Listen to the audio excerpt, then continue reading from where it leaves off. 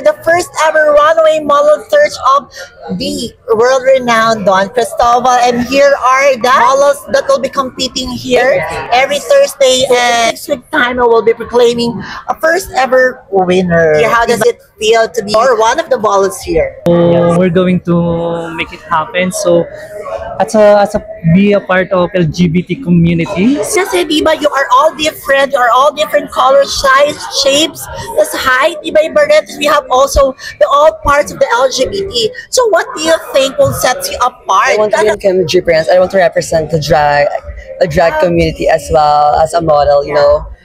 I combine it together, so you know, para maging different din ako. So we also have a drag queen here that will be competing to the model search because she's already performing, she's already on stage. So how are you able to tackle that? Kasi kayo mga fresh, di ba, on stage? Well, for me, it's quite challenging for me, but I will do my best. Invite everyone to our runway model search of Don Cristobal. Let's watch our first ever Don Cristobal runway fashion model search here at Bar Zero, Renfeld, Mandaluyong. Okay, thank you so much, girls, and good luck to your journey. Thank you so much.